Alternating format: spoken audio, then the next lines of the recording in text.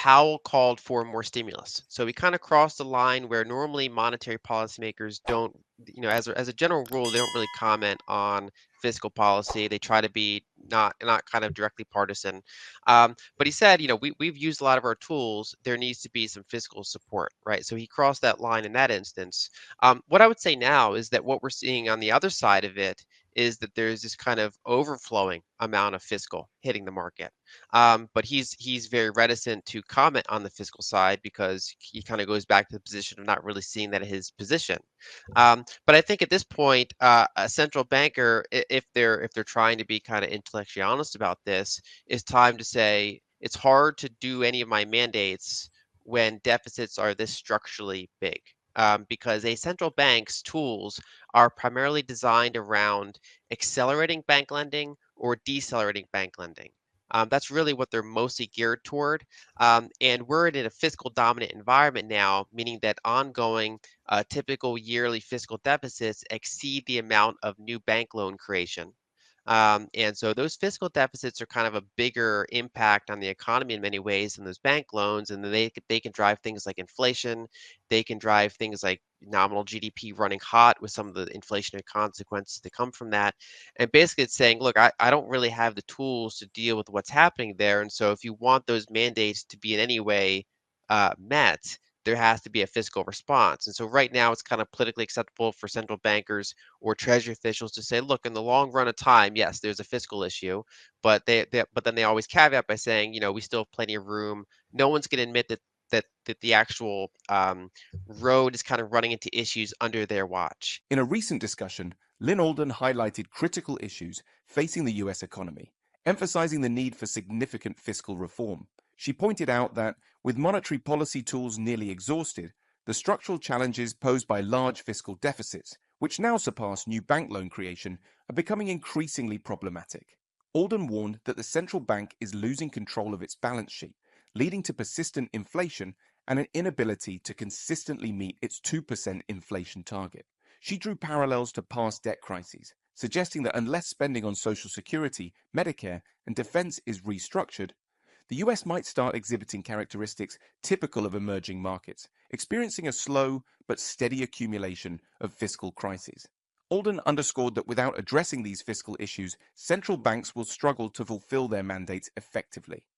And I think that there needs to be more transparency around that issue. So I basically would say, look, if you want me to be able to do my job, you need to rein in yours a little bit. Otherwise, I would resign and say, look, you put me in a position where I can't meet my mandate because I don't have the tools to meet my mandates.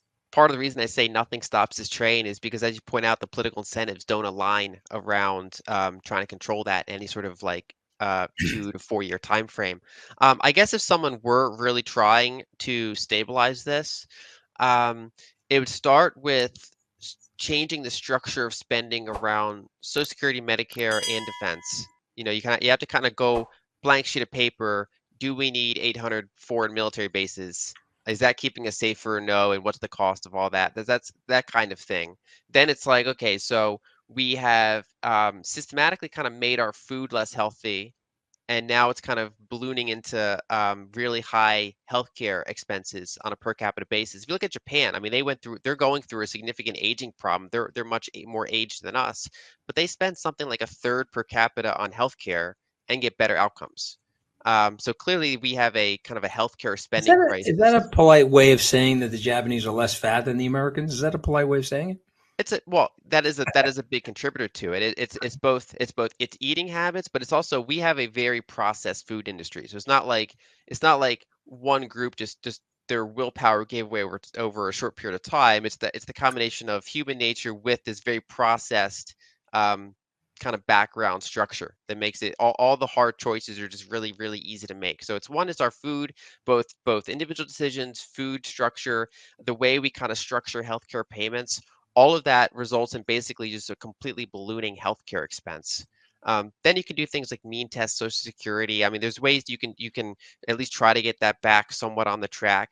But the problem, I mean, the chance of any of this happening, especially all of it happening together, is exceptionally low.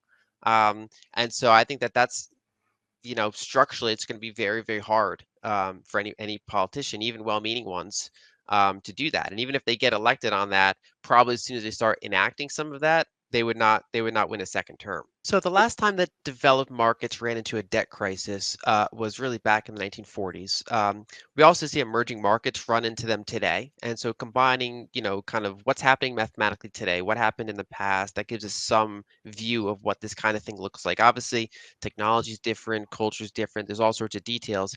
Basically, I would say that you start to get certain emerging market characteristics in even a developed country when you run into fiscal problems. So it's not like all the crisis happens at once. It's not like you have a pre-crisis and then a post-crisis.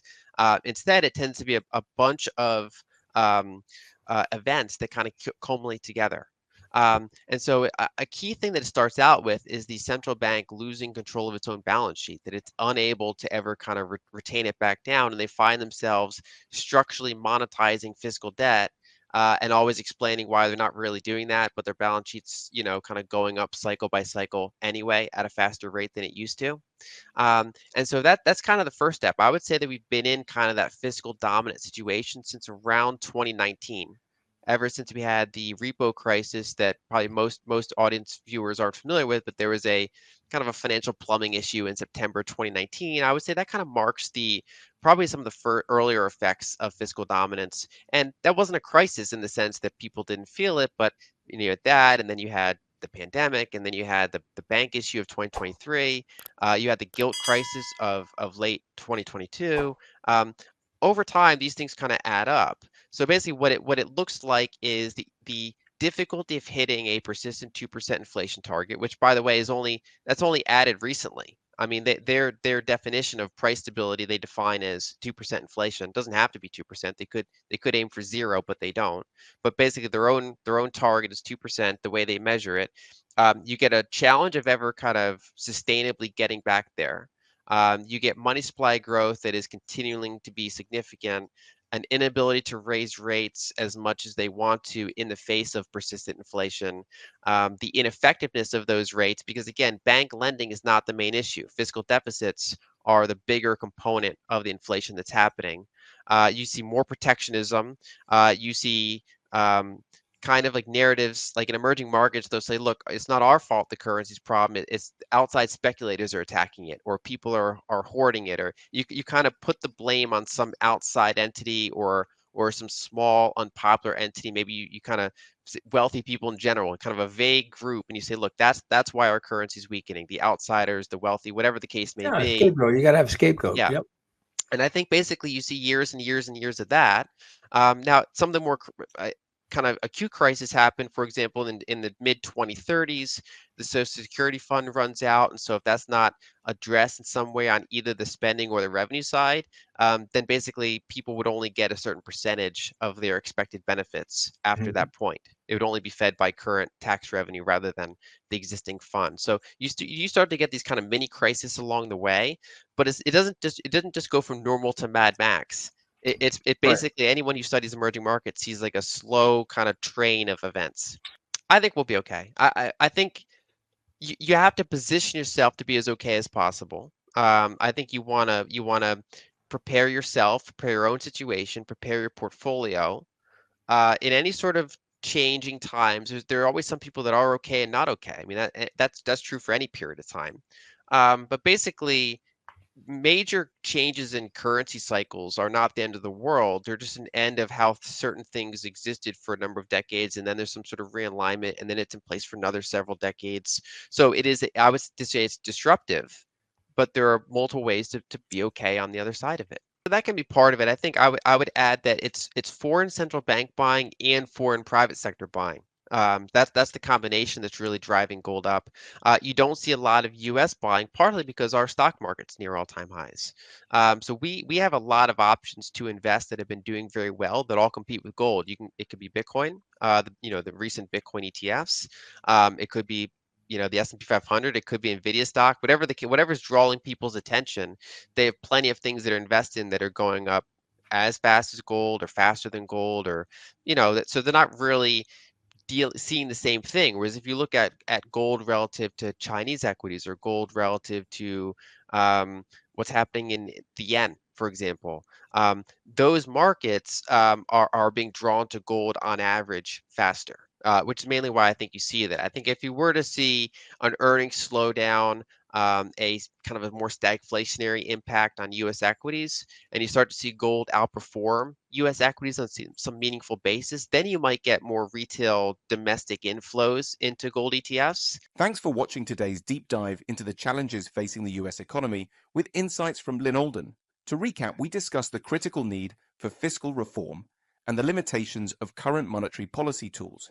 Lyn highlighted how large fiscal deficits, surpassing new bank loan creation, are creating significant economic issues, including persistent inflation and central banks losing control of their balance sheets.